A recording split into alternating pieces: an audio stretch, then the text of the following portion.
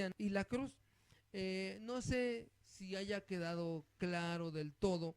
Desgraciadamente no tenemos como tal el tiempo para detenernos en cada tema así muy bien o como uno quisiera. Sin embargo, lo que estamos intentando hacer con esta serie, como si fueran más bien es la ortodoxia cristiana.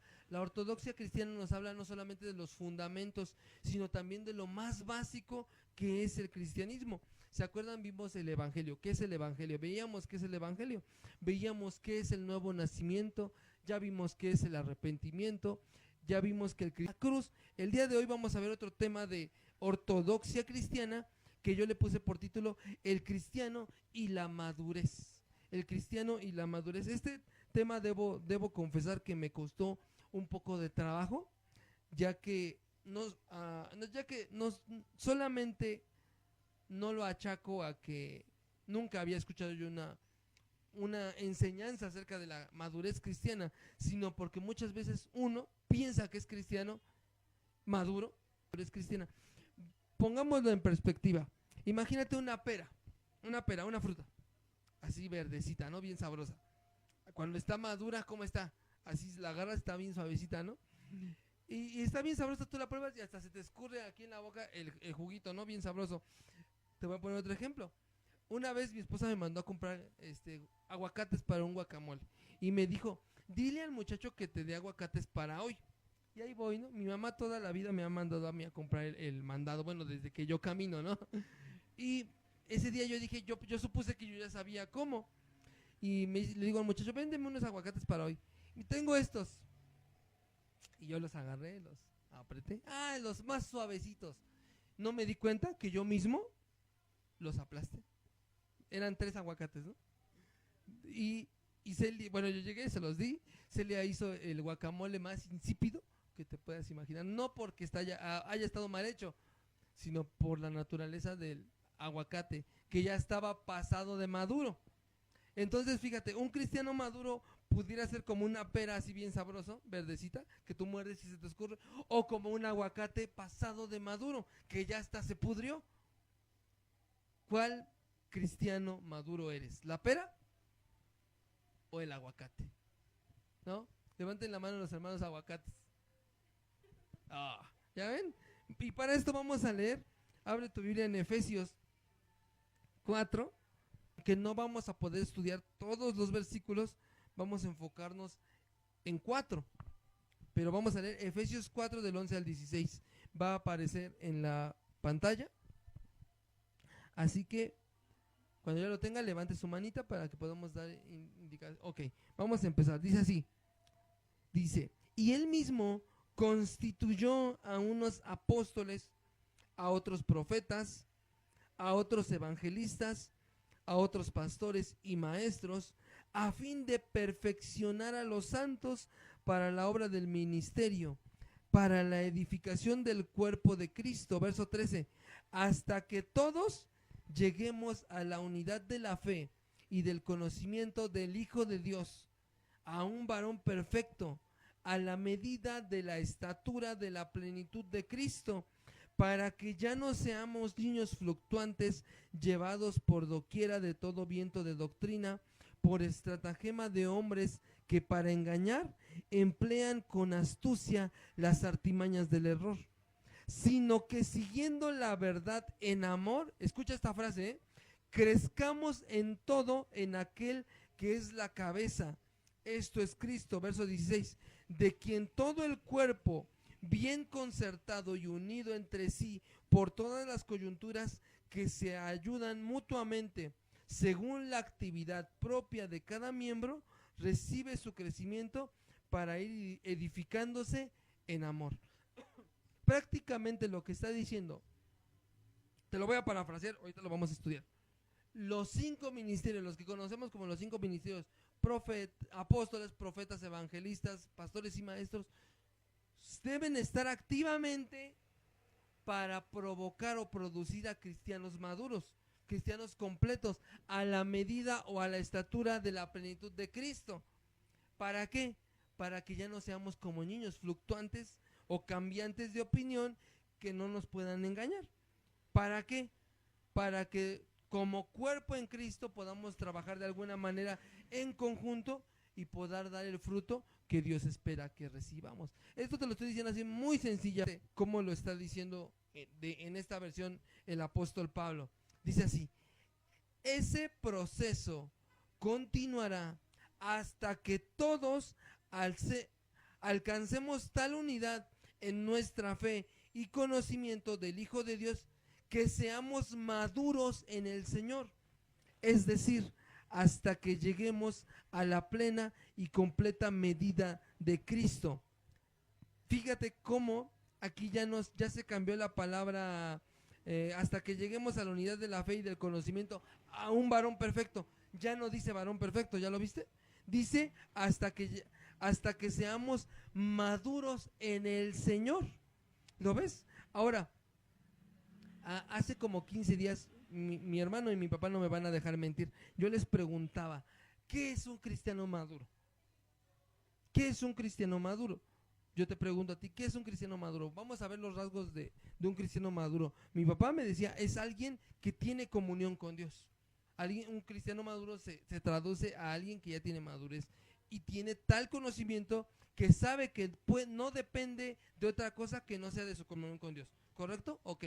Otro rasgo de un cristiano maduro, hablando físicamente del cuerpo humano, un ser humano maduro es capaz de reproducirse, ¿correcto? Entonces pudiéramos decir que un cristiano maduro también es capaz no solamente de crecer en el evangelio, sino de enseñarle a otros a que conozcan el evangelio, ¿no? Ok, otro rasgo de un cristiano maduro pudiera ser un cristiano que realmente está dispuesto a aprender y también a enseñar, ¿no? Estoy hablando muy por encimita, ok. ¿Están de acuerdo con esos 3 puntos que les acabo de dar de la madurez cristiana? ¿Sí o no? Ok. Yo te pregunto, en base a esos 3 puntos, ¿eres un cristiano maduro? Si esto fuera una pregunta del concurso, se hubiera puesto en rojo, ¿no? ¿Eres un cristiano maduro según estos 3 puntos que te acabo de dar? Ahora, fíjate, la palabra que se tradujo por maduro en la Nueva Traducción Viviente o por perfecto en la versión Reina Valera es la palabra griega teleios. Teleios, y escucha lo que quiere decir. Quiere decir completo en varias aplicaciones de trabajo, crecimiento mental y de carácter moral. Escucha, alcanzar madurez quiere decir completo y perfecto. Ahora, acabamos de leer del verso 11 al verso 16, ¿correcto? Notemos esto, que según el verso 11 y el verso 12, vamos a leerlo.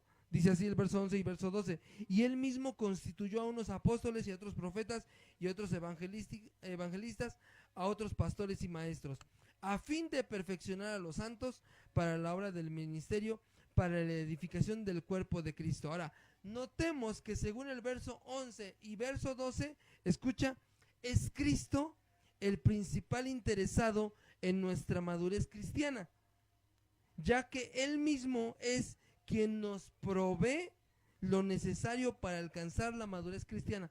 Vas a decir, pues si el verso parece ser que no dice nada de Cristo, pero ¿cómo empieza el verso 11? Dice, y Él mismo constituyó. ¿Lo ves? Si tú lees el contexto, está hablando de Cristo. Ok, fíjate, y Él mismo constituyó, pudiéramos decir así, Él mismo nombró, preparó y envió en primera instancia apóstoles, ¿correcto? Ok.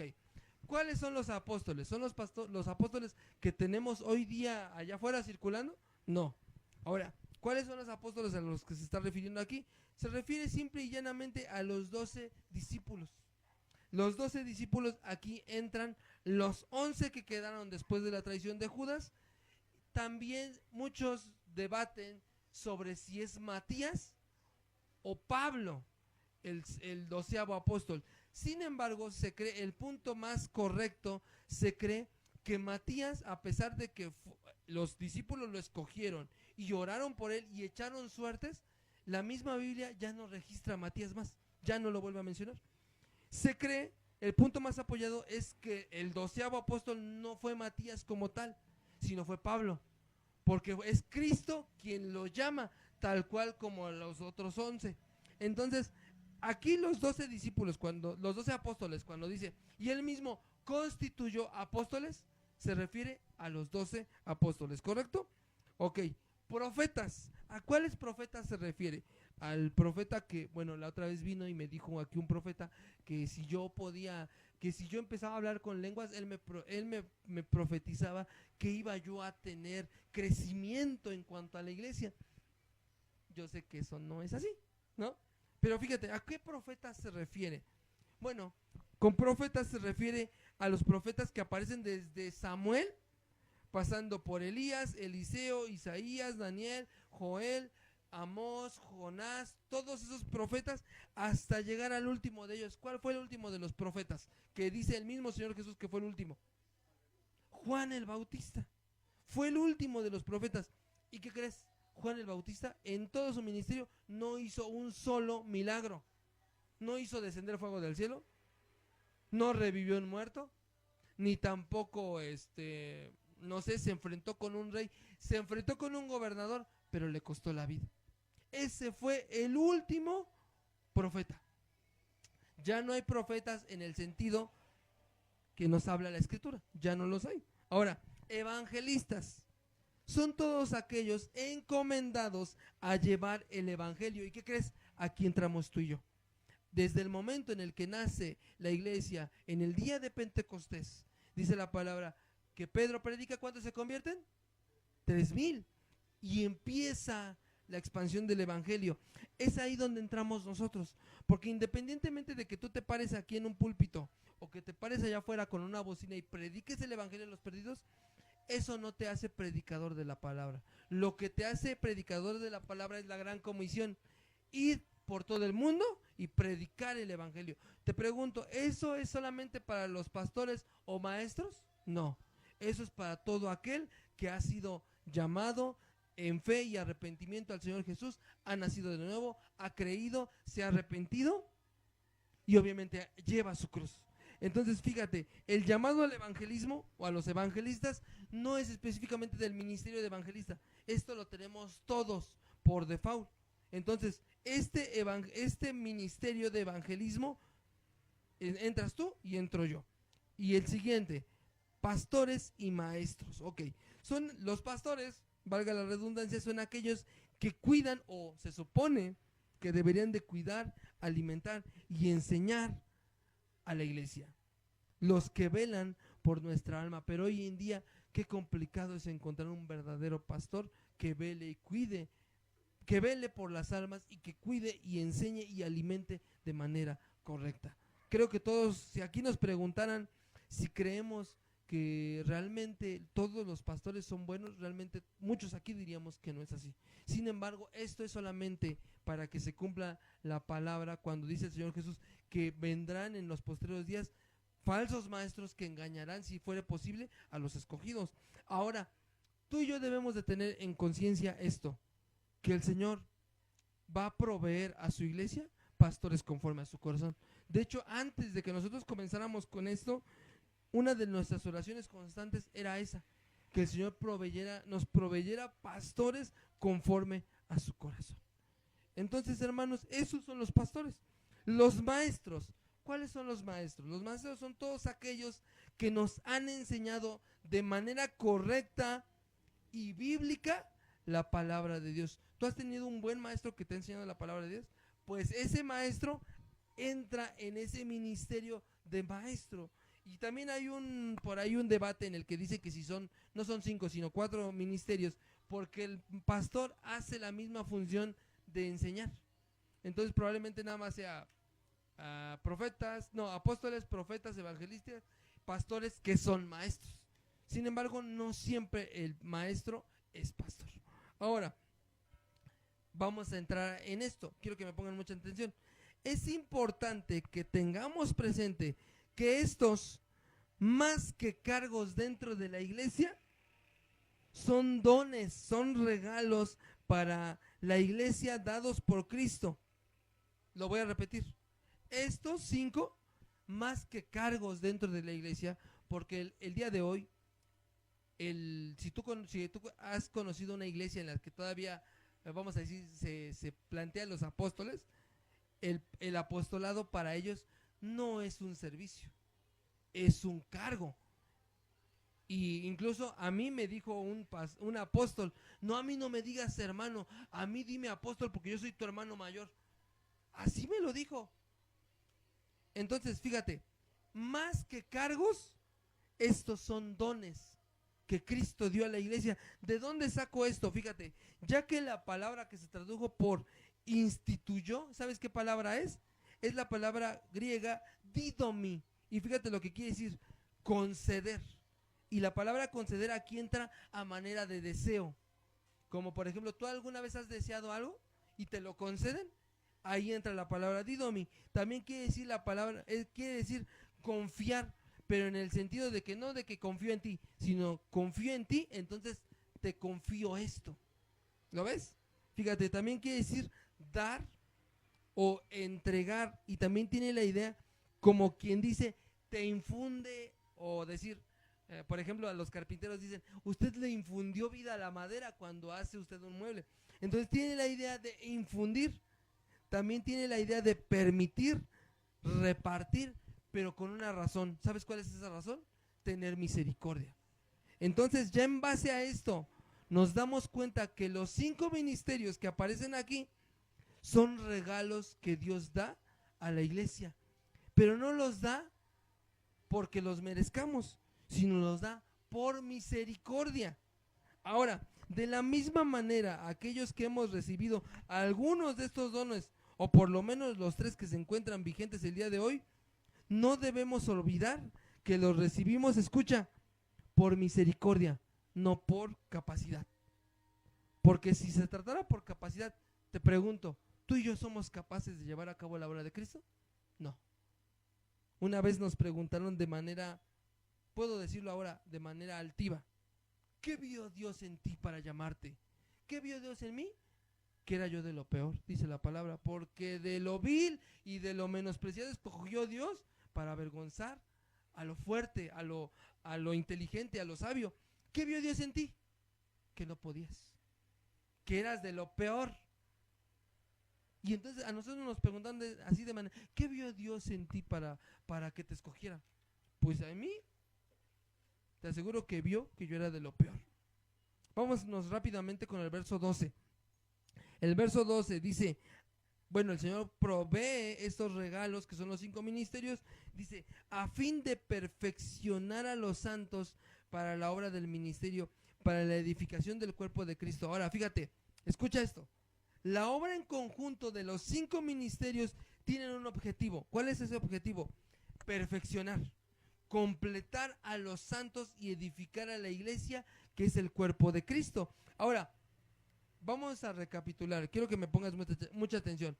En tanto los profetas recibieron la ley y las profecías que se cumplirían en Cristo, y a través de Cristo los apóstoles recibirían la revelación del nuevo pacto y cumplimiento de las promesas y profecías en la persona de Cristo, poniendo ellos el fundamento fuerte, eterno, inamovible. Escucha, los evangelistas se encargarían de anunciar y propagar ese mensaje. ¿Cuál es el mensaje? El nuevo pacto, el evangelio. Al final, pero no al último, los pastores enseñan, forman, capacitan a los nuevos creyentes, cuidando, enseñando, alimentando para que la obra siga su curso. ¿Lo ves? Te narré todo lo que es la obra de los apóstoles, profetas, evangelistas, maestros y pastores. Ahora, el fin es perfeccionar a los escogidos de Dios para llevar a cabo la obra de Dios. Esto es edificar el cuerpo de Cristo. Yo te pregunto, ¿qué tan perfeccionado estás en cuanto a la fe y el conocimiento de Cristo? ¿Estás firme? Muchos, puedo yo asegurar que sí, que estamos firmes. El hecho de que estemos firmes no quiere decir que las situaciones, los problemas o el desánimo no nos lleguen a pegar, porque entonces nadie está exento de eso. Sin embargo, la firmeza se ve precisamente cuando vienen esos embates. ¿Recuerdan lo que dijo el Señor Jesús? el que oye estas palabras y las hace, lo voy a comparar a un hombre prudente que construyó su casa sobre la roca. Dice, y entonces vienen los problemas, bueno, entiéndase, las olas del mar, los vientos, y pegan contra la casa, pero no cae, porque está fundada, ¿dónde? En la roca. Dice, y por otro lado dice, y el hombre que oye las palabras, pero no las hace, yo lo comparo, dice el Señor, a un hombre negligente, que construye la misma casa, pero no la construye sobre la roca. ¿Dónde la construyó? En la arena. Pero nota que tanto a la casa fuerte como a la casa débil le pegaron exactamente las mismas cosas. ¿Dónde estuvo el problema? El terreno donde construyeron, la firmeza del terreno donde construyeron. Entonces, según lo que estamos viendo, ¿dónde estás construyendo tú? ¿En arena o en roca? ¿Lo ves? Porque fíjate, los discípulos, más bien los profetas, recibieron las profecías ¿para qué? Para que pudiéramos tener la ley, ¿correcto? Los apóstoles recibieron la revelación de las profecías, recibieron enseñanza de Cristo, ¿para qué? Para que se completara toda la revelación. Ya no hay más revelación, la revelación está cerrada. Ahora nosotros tenemos el deber de expandir esa revelación, bueno, de expandir más bien el evangelio. La revelación ya está cerrada. Expandir el evangelio para que más gente conozca la verdad del evangelio. Nosotros ya tenemos un fundamento. Dice la palabra que debemos de edificar sobre el fundamento de los apóstoles. Te pregunto, ¿cuántas veces se echan los cimientos de una casa? Una sola vez. Una sola vez. Entonces ya no hay revelación extra de lo que diga la Escritura. ¿Y qué crees? Dice el apóstol Pablo, nosotros ya pusimos el fundamento. Ahora cada quien va a ver cómo edifica. ¿Cómo estás edificando tú? ¿Cómo estoy edificando yo? ¿Lo ves? Ahora, vámonos rápidamente con el verso 13. No me quería yo tardar mucho en esto, pero es necesario que nos tardemos. Efesios 4:13 dice así. Fíjate, esta frase, hasta que todos lleguemos a la unidad de la fe y del conocimiento del Hijo de Dios, a un varón perfecto, a la medida de la estatura de la plenitud de Cristo.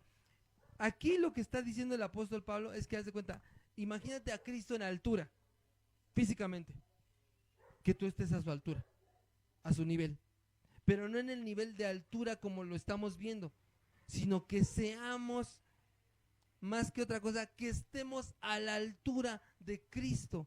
O sea, no en tamaño, sino en plenitud, en que le demos el ancho a Cristo. ¿Cómo? ¿Cómo es esto? Fíjate, hasta que todos, no solamente tú, no solamente yo, no solamente tu familia, sino todos los escogidos de Dios. Yo te pregunto, ¿tú tienes la certeza de que eres un escogido de Dios? Yo sí. A ver, ¿tú la tienes? Ok. Entonces, ¿tú tienes la certeza de que tu familia es escogida por Dios? Ok. Entonces, ¿qué crees? Tú vas a hacer lo posible para que no nada más tú llegues, sino todos los que están contigo. Todos los que estén contigo. Fíjate, debemos de llegar a la unidad de la fe y del conocimiento de Cristo. Esto es llegar a la madurez en Cristo. Y aunque la madurez es personal, ¿cuántos saben que la madurez cristiana es personal? Ok, la madurez es personal. Dicha madurez cristiana es fruto de un trabajo en conjunto de la iglesia local. Entonces, el estado maduro o inmaduro de cada uno de nosotros es fruto o respuesta de las iglesias en las que estábamos. De un trabajo bien hecho o un trabajo mal hecho. De ser tomado en cuenta o de ser ninguneado. ¿Te das cuenta? Porque dice hasta que todos. Muchos teólogos afirman que la carrera cristiana no es una carrera de 100 metros que la gana solamente uno y es el que llega antes, sino es una maratón de resistencia. No sé si han visto los maratones. Cuando van corriendo los corredores, valga la redundancia, Hay algunos a los que les dan calambres en las piernas, ¿se han visto? Y luego van ganando, les da un calambre, se caen a medio camino. ¿Y qué hacen los demás corredores? ¿Llegan? No, algunos lo agarran y lo jalan. ¿Por qué? Porque se trata de que todos lleguen, de que todos lleguemos. ¿Lo ves? Entonces, fíjate, esto, ¿a qué lo quiero llevar? ¿A cómo lo quiero aplicar? Entonces, si tú te encuentras en el camino y ves a tu hermano tirado, ¿ahí lo vas a dejar? ¿Ahí lo vas a dejar? Pues ahí, quédate tú. Yo voy a seguir, ¿por qué? Porque peso muerto me atrasa. ¿Lo ves? Entonces, ¿qué debería de hacer un cristiano en el camino que se encuentra un cristiano tirado? Levantarlo. Y fíjate, lo sabemos, pero no lo hacemos. Muchas veces de nosotros mismos hemos sido cómplices vemos al hermano ahí en el piso y no solamente lo dejamos, sino encima lo pateamos para que no se mueva. ¿Te das cuenta cómo es que verdaderamente debemos de correr juntos la carrera? Fíjate, escucha esto. Matthew Henry explica que la madurez cristiana es un proceso continuo y en conjunto que ocurre cuando los creyentes buscan la unidad de la fe. O sea, que todos creamos exactamente lo mismo, un mismo Dios, un mismo espíritu, una misma salvación, una misma fe, un mismo bautismo, un solo Señor. ¿Lo ves? Fíjate, unidad de la fe y en un conocimiento profundo de quién es Cristo. Mediante los dones. ¿Cuáles son los dones que ya dije? Los 5 ministerios otorgados por el mismo Señor Jesús a la iglesia. Escucha esto lo que te voy a decir. La madurez personal en Cristo en la vida de cada creyente es el fruto del trabajo en equipo de la iglesia local. Lo que intentamos hacer aquí, bueno, una de mis oraciones que ha sido desde que comenzamos es la siguiente. Primero, que yo no cometa los mismos pecados que yo cometí antes. Y número 2, que yo no cometa los mismos pecados que cometieron con nosotros antes. Porque ¿de qué sirve entonces haberlo pasado si yo lo voy a repetir con cualquiera de ustedes? ¿No?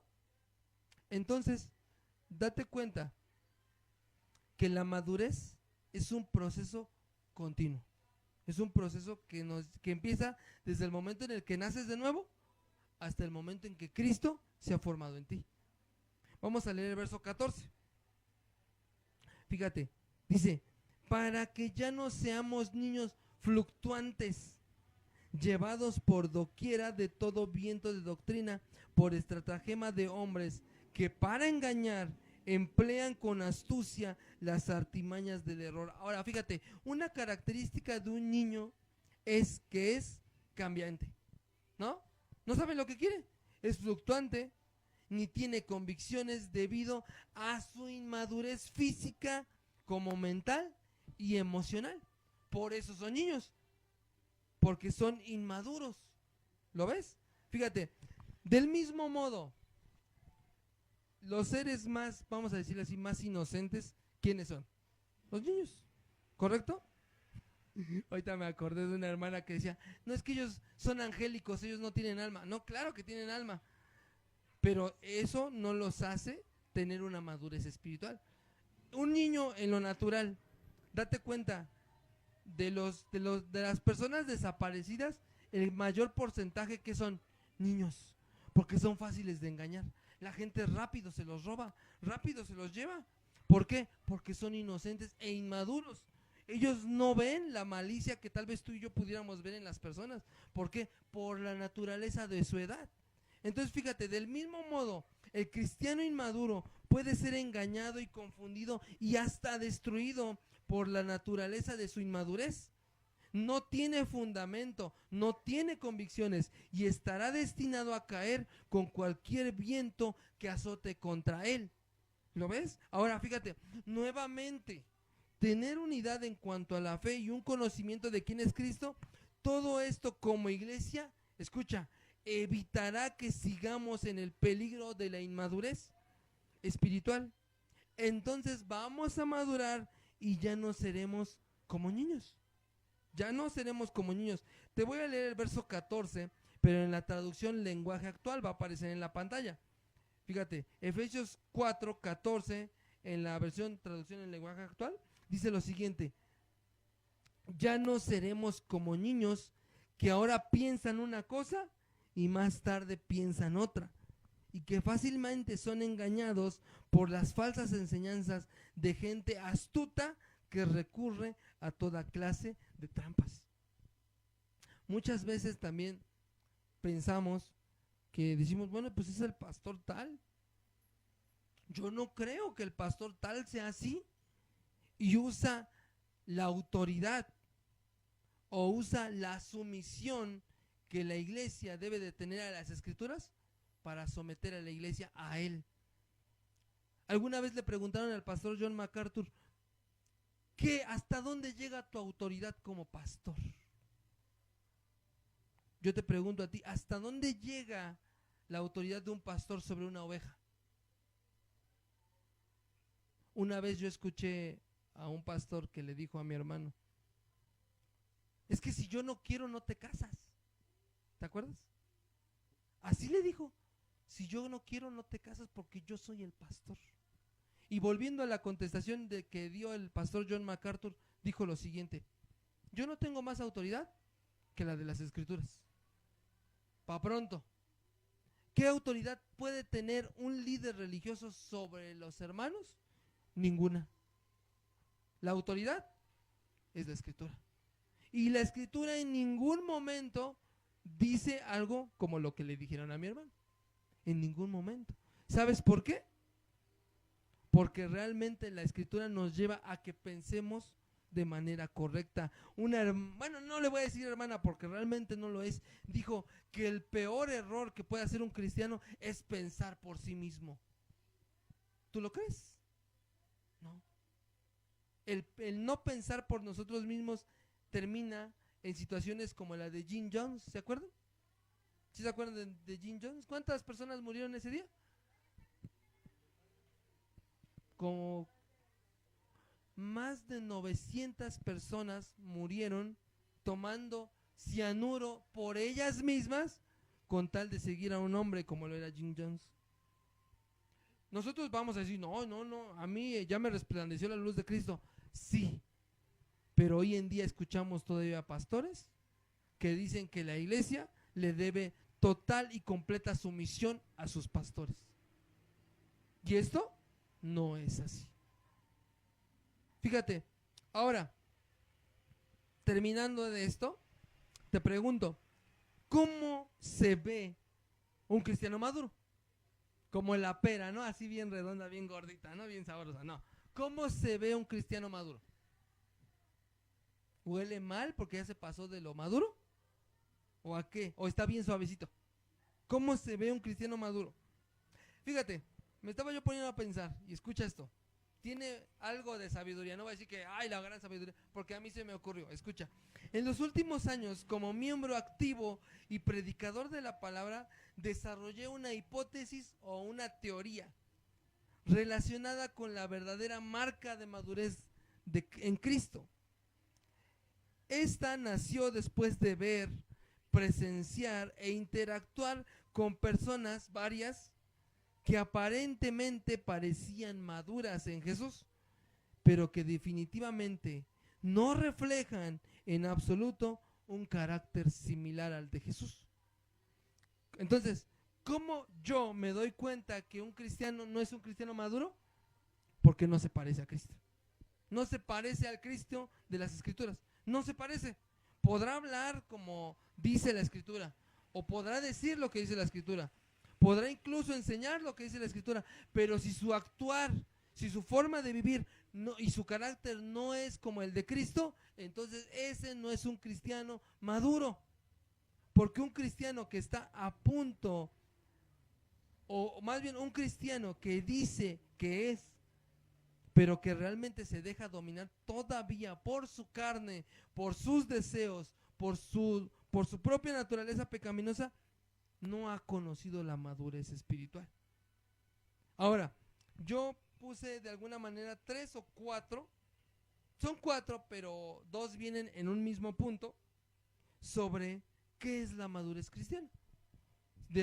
En base a este punto de vista que te digo, que se parezcan al carácter de Cristo. Número 1, escucha, la madurez cristiana se manifiesta en la amabilidad. ¿Cómo es esto? La madurez cristiana se manifiesta en la amabilidad. Abre tu Biblia, por favor, en Colosenses. En Colosenses, por favor. Capítulo 3, verso 12. Capítulo 3, verso 12. Fíjate lo que dice así.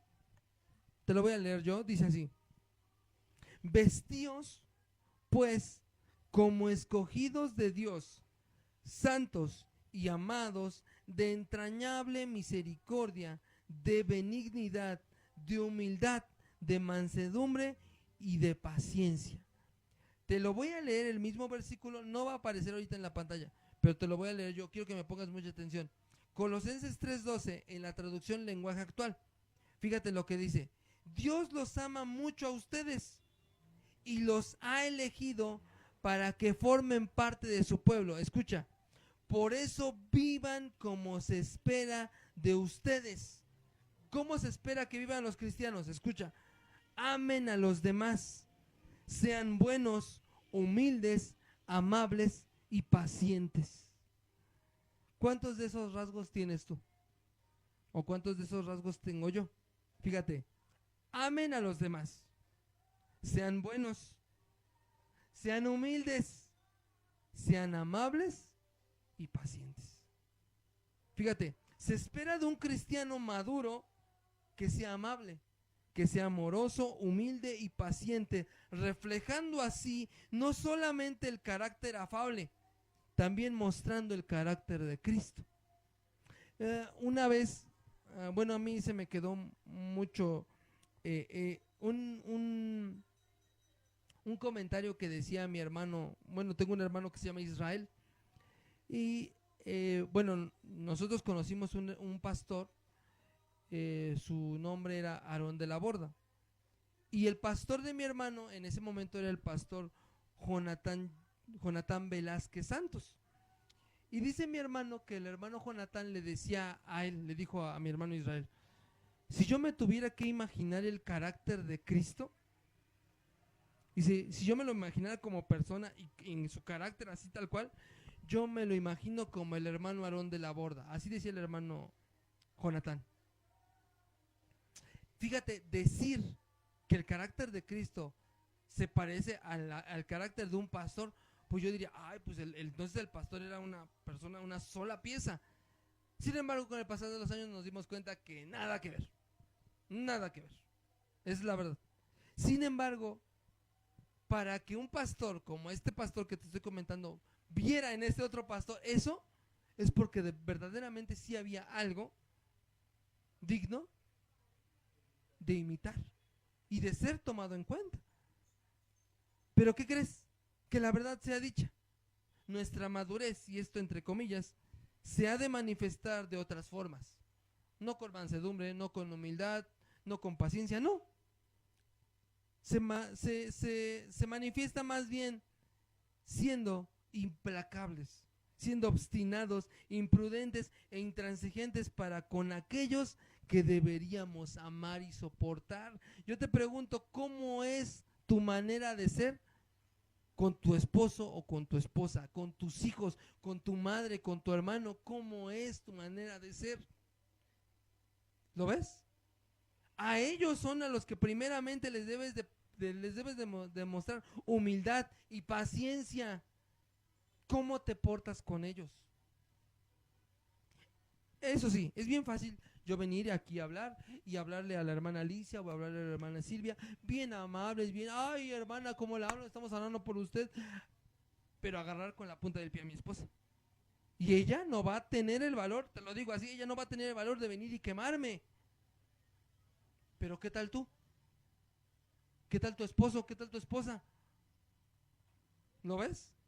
Fíjate, nosotros demostramos nuestra madurez diciendo: ¿tú qué me vas a enseñar? ¿Tú qué me vas a decir? Si yo te conozco, sé cómo eres, no te des tus golpes de pecho, ¿sí o no? Esa es la madurez que demuestran los cristianos. Todo esto no solamente habla de la falta de amabilidad de nosotros, sino también de nuestra obvia y exagerada inmadurez cristiana. En su mayor parte alentada por el mismo trato recibido hacia nosotros mismos por parte de líderes que parecían maduros en Cristo debido a su gran aptitud para enseñar, su aptitud teológica, su capacidad para orar, su gran influencia dentro de la iglesia o una cultura cristiana en general, pero totalmente carentes de bondad bíblica. Hemos conocido a muchos así, ¿sí o no? Que los ves, ay, sí, o no, sí, qué líder, ¿no? Lo seguiría al infierno y de regreso, diríamos. Pero en la práctica, dices, el hermano, ¿no? El hermano Juan, ¿no? Date cuenta, nosotros solemos tratar a la gente o a las personas que nos rodean como a nosotros nos trataron.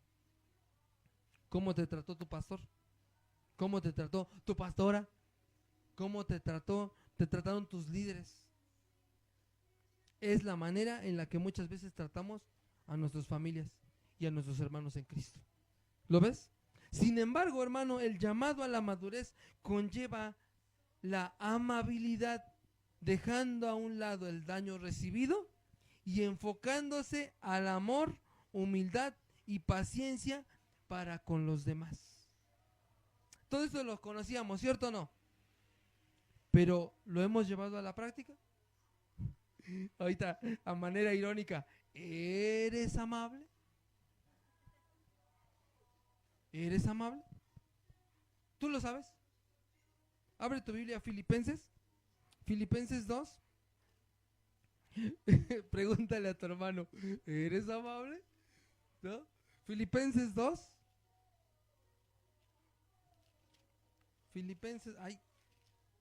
Filipenses 2, versos del 1 al 8.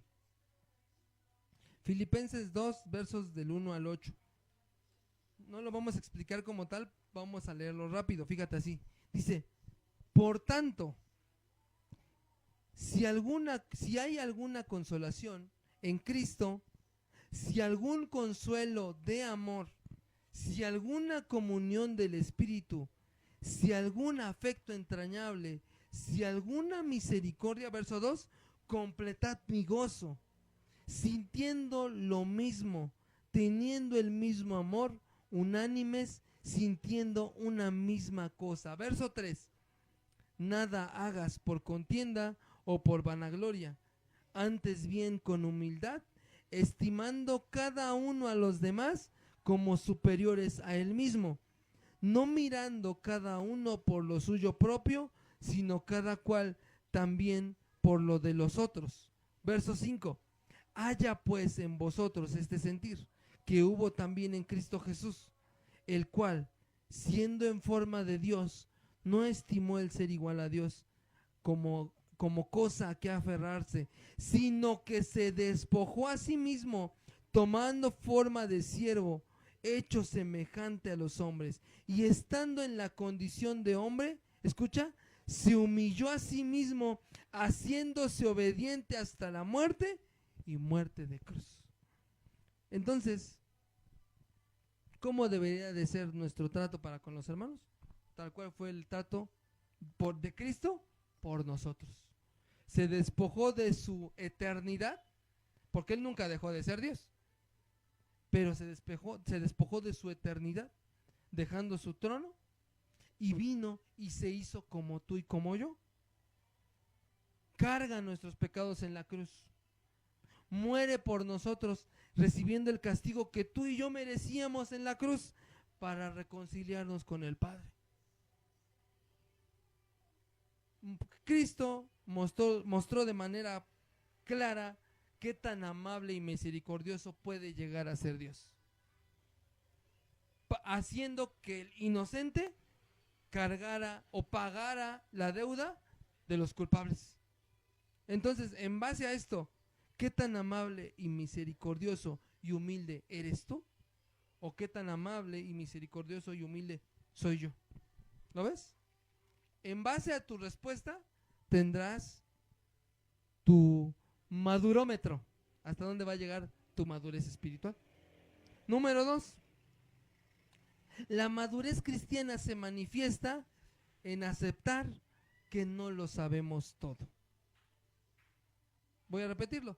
La madurez cristiana se manifiesta en aceptar que no lo sabemos todo. Porque si lo supiéramos todo, hace rato todos nos hubiéramos ganado una Biblia, ¿no? ¿Cierto o no? Ahora, yo te pregunto así, yo sé la respuesta, pero ¿tú lo sabes todo? ¿Tú lo sabes? No, pues sí lo sé, ¿no? Vamos a leer Hechos 18 del 24 al 28. Una de las cosas más complicadas para el cristiano, hermano, sin duda es aceptar que muchas veces hay alguien que sabe mucho más que nosotros, o que tiene más experiencia, más conocimiento, incluso hasta más gracia para llevar a cabo las cosas que uno. ¿Cierto o no? Hechos 18, del verso 24 al verso 28. Fíjate, aquí viene una historia que a mí en lo personal me gusta mucho. ¿Ya lo tienes? Vamos a leerlo. Dice así: llegó entonces a Éfeso un judío llamado Apolos, natural de Alejandría. Fíjate, varón elocuente, poderoso en las escrituras. Fíjate, Apolos contaba con 2 poderosas armas muy efectivas. ¿Cuáles eran? Bueno, fíjate, contaba con 2 poderosas armas muy efectivas para la evangelización y la predicación del evangelio. ¿Cuáles eran? Número 1, su elocuencia. Era elocuente. ¿Cuántos aquí mataríamos por ser elocuentes como lo era Apolos? Porque muchas veces hablamos, pero muchas veces no se entiende lo que decimos, ¿no? O por ejemplo, a mí mi papá me ha dicho, es que hablas como merolico. No sé si ustedes piensen lo mismo, y si lo piensan no me lo digan, por favor. Pero bueno, la elocuencia que tenía Apolos es una elocuencia que muchos cristianos quisiéramos tener. Y número 2, ¿cuál es la segunda arma que tenía Apolos según el verso 24? Dice que era poderoso en las escrituras. ¿A qué se refiere esto de que era poderoso? O sea, tenía poderes para que podía mover los pergaminos y aventarlos a los incrédulos. ¿Qué hacía? No, pues es que sí, dice, ¿no? Ok. Cuando dice que poderoso en las escrituras, quiere decir que era alguien que conocía bien el Antiguo Testamento. Recuerda que en ese tiempo el libro de los Hechos y los Evangelios y muchas otras cartas apenas se estaban escribiendo o apenas estaban en circulación. Entonces no tenían como tal el acceso a ellos. A lo que sí tenían acceso era a la Torá. En ese momento me parece, o sea, sácame de mi error si estoy equivocado, me parece que era la Biblia Peshita, la Biblia que Jesús leyó. Entonces fíjate, Apolos tenía el conocimiento completo del Antiguo Testamento. Yo te pregunto, ¿tú conoces al 100% lo que dice el Antiguo Testamento? ¿Verdad que no? Nadie lo conoce. De hecho, un hermano conocido como Matthew Henry se tardó más de la mitad de su vida llevando a cabo un comentario del Antiguo Testamento y no lo completó. Entonces fíjate, imagínate a este hombre, ¿cómo era? Era una persona preparada. Verso 25, fíjate lo que dice: Apolos había sido instruido en el camino del Señor, y siendo de espíritu fervoroso, hablaba y enseñaba diligentemente lo concerniente al Señor. Fíjate, aunque solamente conocía el bautismo de Juan. Fíjate, Apolos ya daba testimonio de la persona de Cristo a través del Antiguo Testamento, y lo hacía de manera clara, directa y contundente. Sin embargo, su conocimiento no estaba completo, ya que solamente conoció hasta Juan el Bautista. Lo último que seguramente Apolos escuchó de Juan el Bautista cuando dijo: y este que viene tras de mí es más poderoso que yo, del cual yo no soy digno de desatar siquiera la correa de sus zapatos. Tal vez fue lo último que escuchó y se quedó con que la promesa vendría. ya no vio el cumplimiento de la promesa como tal Apolos. Verso 26, fíjate lo que dice. Y comenzó a hablar con denuedo en la sinagoga. Pero cuando le oyeron Priscila y Aquila, le tomaron aparte y le expusieron más exactamente el camino de Dios. Fíjate, aquí vamos a encontrar algo muy importante. Apolos hacía exactamente lo mismo que hacía Pablo. No se paraba en la calle a hablar el evangelio. Iba a la sinagoga, a la mera Meca donde estaban los judíos, y les exponía por medio del Antiguo Testamento que había de venir el Cristo. Era muy osado para alguien que no conocía ya el cumplimiento en Cristo. Era muy osado que se metiera a una sinagoga y hablara del evangelio. Fíjate, el coraje, la entereza, pero sobre todo el espíritu fervoroso que tenía Apolos, que a pesar de que no tenía el conocimiento completo, iba y se metía a una sinagoga y hablaba el evangelio. ¿Lo ves? Ahora, pero también el mismo verso 26 nos va a revelar algo muy importante. En este verso vamos a encontrar dos actitudes. Vamos a encontrar dos actitudes. Número uno, la actitud de Priscila y de Aquila. Fíjate, date cuenta, estaban dentro de una sinagoga. Entonces eso quiere decir que Priscila y Aquila asistieron al servicio de la sinagoga. Muy probablemente recuerden que cuando Pedro y Juan o Pablo se acercaban a la sinagoga era en el horario de la oración. ¿Se acuerdan? Porque dice que cuando es sanado el cojo era la hora de la oración. ¿Se acuerdan? Porque ellos iban a orar. Cuando Pablo se encuentra en Tesalónica, dice que fue por 3 días de reposo a la sinagoga. Una de las tantas cosas que se hacía al llegar a la sinagoga era la oración. Entonces fíjate, Priscila y Aquila se reunían, vamos a decirlo así, de manera continua. A pesar de que en la sinagoga no se hablaba de la persona de Cristo, ellos iban a escuchar la ley, la Torá. Entonces fíjate cómo ellos van, y en ese momento no le tocó predicar, o vamos a decirles, no le tocó sentarse en la cátedra de Moisés a un rabí, le tocó a Apolos. Tal vez después de la oración, Apolos se pone en pie y le dice: permítanme hablarles más correctamente el evangelio, o no sé qué palabra usaría, y empieza a hablar. Al escucharlo, Priscila y Aquila mostraron madurez, en primer lugar, al escucharle, porque ellos ya conocían a Pablo, ellos ya conocían el evangelio. Sin embargo, ¿qué hicieron? Lo oyeron. Número 2, no lo interrumpieron. No dijeron: a ver, palabrero, te falta, bájate de ahí, ¿no? No le dijeron eso. Simplemente lo oyeron y dijeron: ah, está bien, pero le falta esto. ¿Lo ves? Fíjate, ni tampoco lo humillaron, ni lo humillaron de manera clara delante de los demás, sino de manera humilde y diplomática, vamos a llamarlo así. Cuando terminó de hablar, ¿qué hicieron? Le tomaron aparte, ¿no? O sea, le han de haber dicho: oye, hermano, ven, ven. Y ahí se acercó a Apolos y le explicaron a solas, más a fondo, más exactamente el evangelio. ¿Lo ves? Entonces fíjate, aquí vemos una reacción. Estas personas que no conocían a Apolos tuvieron la madurez de aconsejarle, sí, pero de aconsejarle de manera correcta. No le dijeron: oye, hermano, oye, ¿qué crees? Te pasas, no, es que la regaste, es que no, si no sabes, mira, no te pongas. O como dice ese viejo dicho coloquial: te metiste de brujo sin conocer las hierbas, ¿no? Entonces fíjate, ellos no hicieron eso.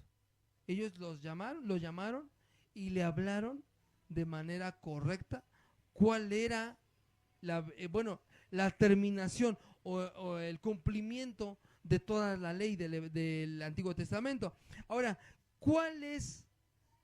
Fíjate, la madurez cristiana, aquí es el que te digo que viene en medio del otro. La madurez cristiana también se manifiesta en saber enseñar con madurez, tacto, paciencia y claridad. ¿Lo ves? Porque hay muchos que tienen el conocimiento, pero desgraciadamente no saben cómo enseñarlo. Y de enseñarlo lo hacen de manera para humillar a la gente, ¿no? Es que hermana, si usted no sabe, no interrumpa, ¿no?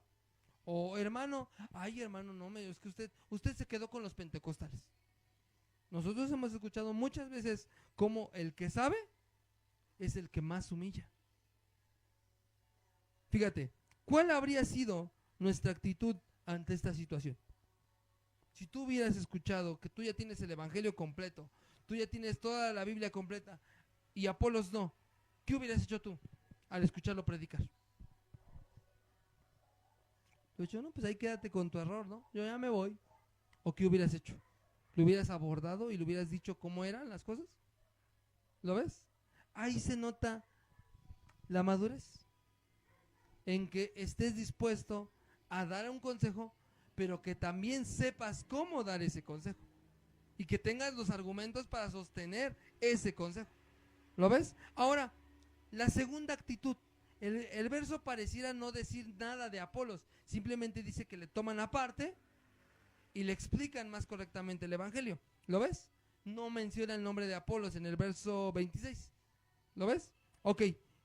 ¿Cómo podemos saber cuál fue la actitud de Apolos?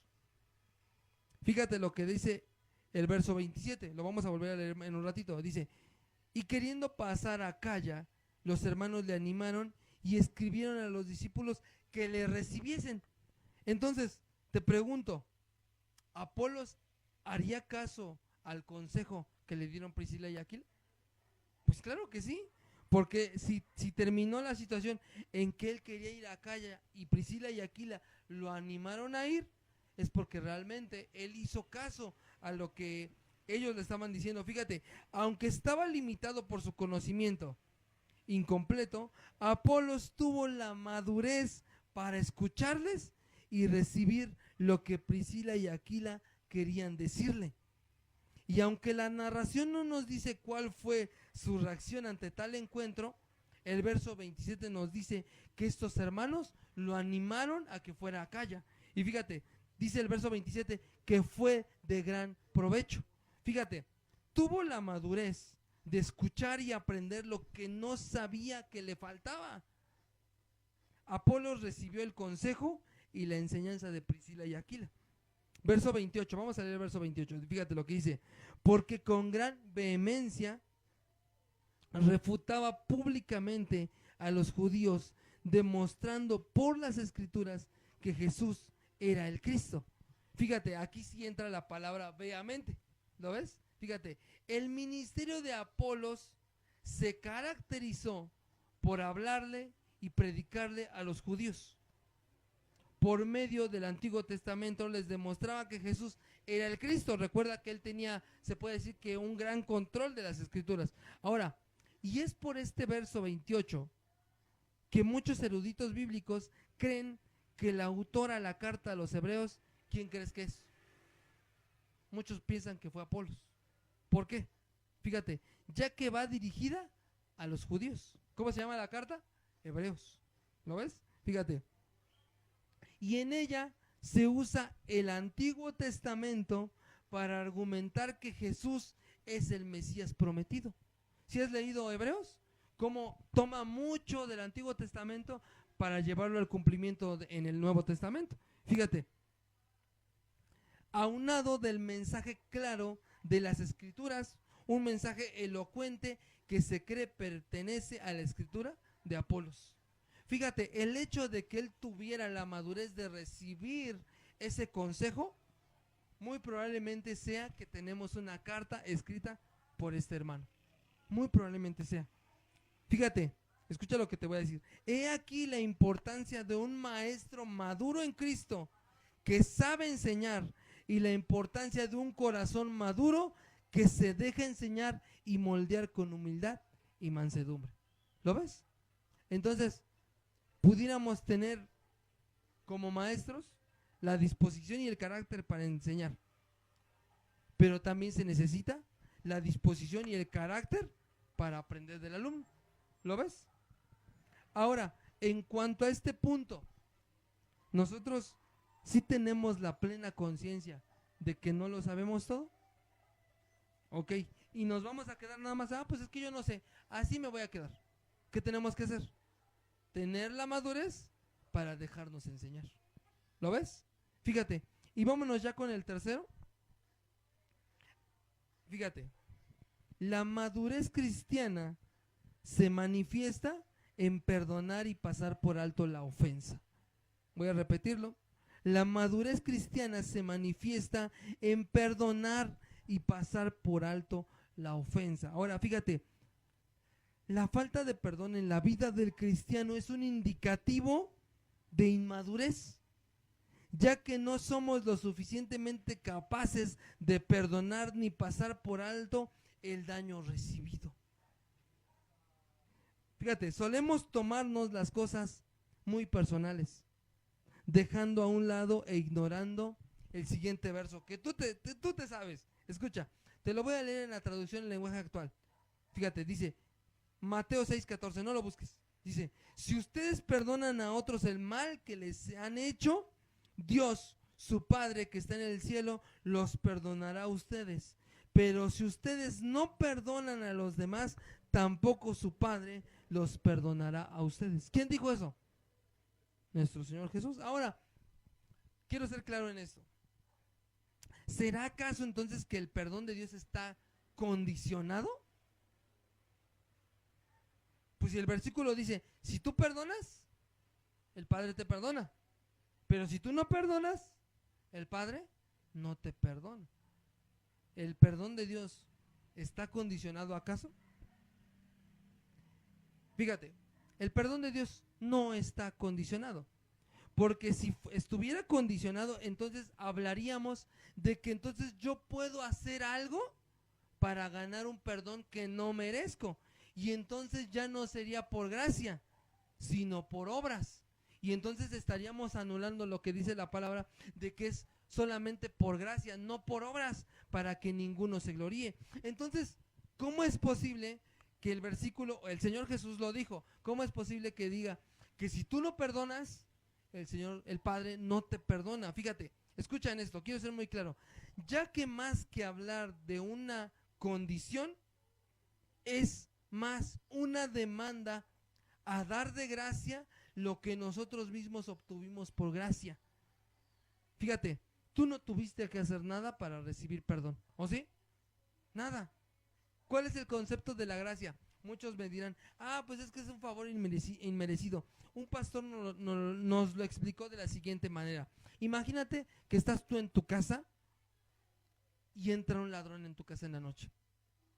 Te amarra, te pega y a tus hijos los golpea y a tus hijas las violan. Lo agarran. Tú vas y testificas y lo ves ahí. Y lo ves golpeado tal vez. Y tú sabes que golpeó a tu hijo, te golpeó a ti, violó a tu esposa, violó a tus hijas. Y encima de eso, decirle, te perdono, voy a retirar los cargos. ¿Quién haría eso? Nadie. Por eso es por gracia. Porque Dios Padre pone en Cristo tu vida, la mía, mis faltas, mis pecados, todo lo pone sobre Él.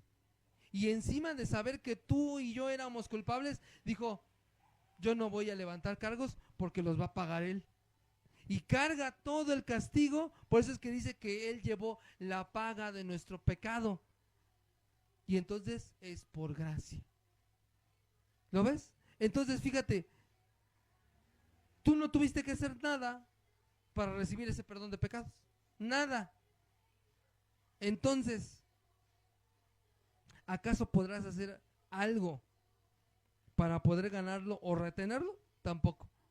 De la misma manera, si tú no hiciste nada para ganarlo, de la misma manera debes estar dispuesto a otorgarlo. ¿Lo ves?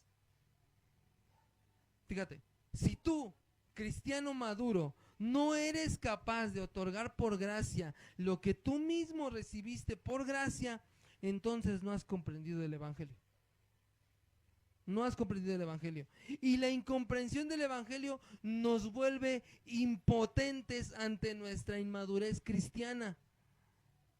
El pensar que solamente tú eres digno de y el otro que peca de manera distinta a la tuya, no, eso es inmadurez. Y el hecho de que tú digas, es que yo no puedo perdonar por esto, por esto, por esto, por esto, entonces te hace alguien que no ha comprendido la gracia de Dios sobre su vida.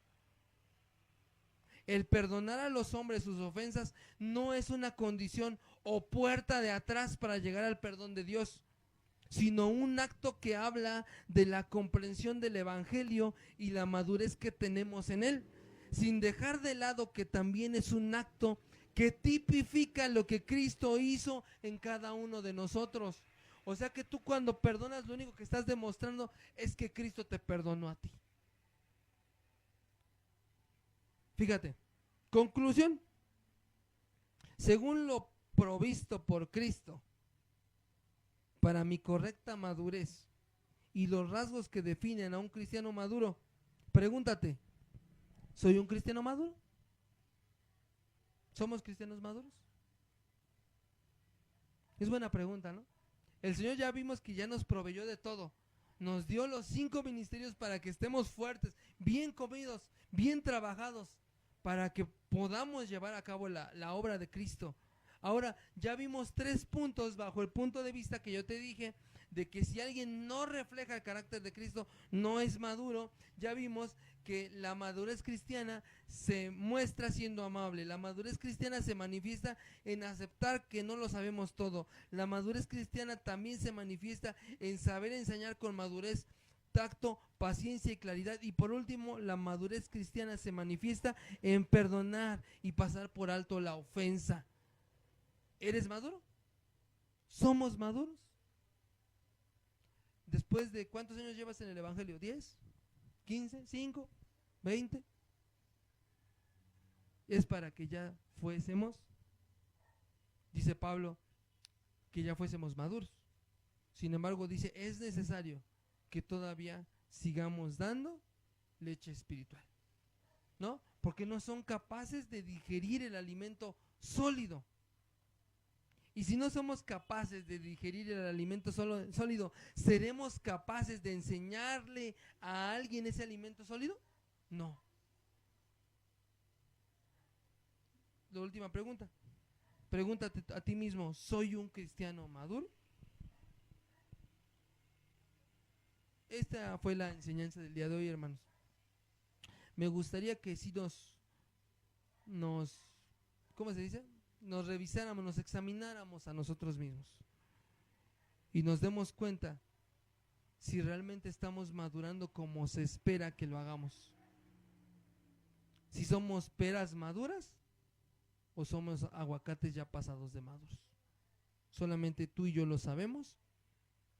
Y lo peor de todo es que sí se nota la inmadurez espiritual, la madurez cristiana. Todos nosotros la hemos visto de primera mano o la hemos experimentado.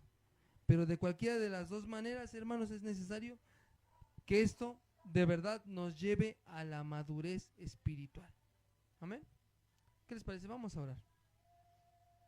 Señor, te damos gracias, Padre, porque nos has permitido hablar tu palabra.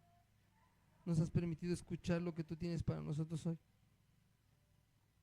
Y vemos con tristeza, Señor, que muchas veces nuestra madurez solamente es de dicho. Y por dentro todavía somos niños fluctuantes, cambiantes, que podemos ser engañados fácilmente por la misma naturaleza de nuestra inmadurez, Señor. Hoy queremos poner en tus manos lo que somos, todo lo que somos delante de ti, Señor. Porque definitivamente hemos fallado, hemos pecado, Señor, nos hemos dejado llevar por nuestros deseos. Nos hemos dejado cautivar por nuestra inmadurez, Señor, demostrando cada día con nuestro diario vivir que quien domina nuestros sentidos y nuestra carne somos nosotros y no Cristo. Señor, enséñanos, ayúdanos a madurar, a poder llegar todos juntos a la medida de la plenitud de Cristo, a que estemos a tu altura, Señor, que seamos dignos de Cristo. Permite, Padre, que la gente vea en nosotros a Cristo. Permite, Padre, que nuestra madurez pueda hacerse presente en la vida de cada uno de nosotros, porque tú ya nos has provisto todo en lo concerniente a la madurez cristiana. Entonces a nosotros ayúdanos a echar mano de tales armas, de tales recursos, para que podamos dar fruto, el fruto que tú esperas de cada uno de nosotros. Pongo en tus manos la vida de cada uno de mis hermanos. Permítenos llegar a la madurez.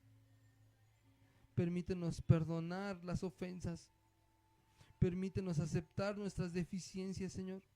Poder enseñar de manera clara y afable a aquel que lo necesite, pero también, Señor, demostrar con nuestra buena conducta la sabiduría y la madurez que hay en nosotros mediante nuestra amabilidad para con aquellos que nos rodean, primeramente con nuestras familias y con la familia de la fe, Señor Jesús. En el nombre de tu Hijo amado Jesucristo, nos ponemos en tus manos, Señor.